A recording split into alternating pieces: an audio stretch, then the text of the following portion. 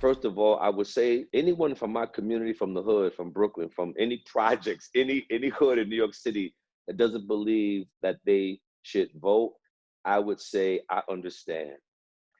And I would also say that that feeling of not feeling like your vote matters, that's on purpose. That you didn't just get there by accident. That was people are banking on the fact that you don't believe your vote matters, right? So I would say that I understand. There's a system that is in place to make us feel that we don't matter, and I fell victim to that too. So I'm not going to call you. I'm not going to get mad. I'm not going to call you out. What I will say is I understand. However, I will say that you've been misinformed, just as I was. People. I didn't believe that The Wire, Boardwalk Empire. I was on television, and when it came down to my using my voice or my platform, I didn't think that I mattered. So how can I, and I, from the outside looking in, I'm successful, right? And I still didn't think that I mattered. So how can I look at someone who's on my block, who came from my block, who's on the block right now? How can I turn to them and say, vote? They don't understand. I didn't understand.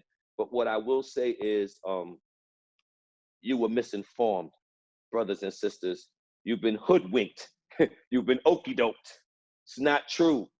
If our vote didn't matter, they wouldn't be trying to steal it from us. And what I would say is, don't think that the momentum stops after November 3rd. That's when the party begins. Because for everyone in New York City, we got a mayoral race coming up in June of 2021. And guess what? We got 3 people of color running for that office, 2 Black men and a sister.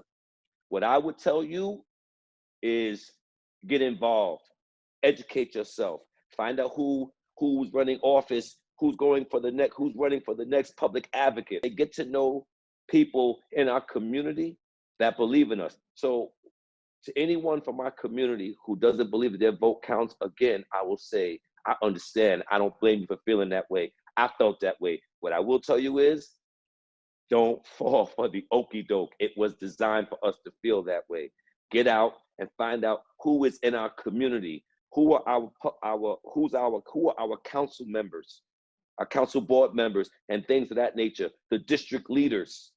Find out who they are, because that's where our voice is most impactful, when we get to know those people, boots on the ground, and then hold them accountable.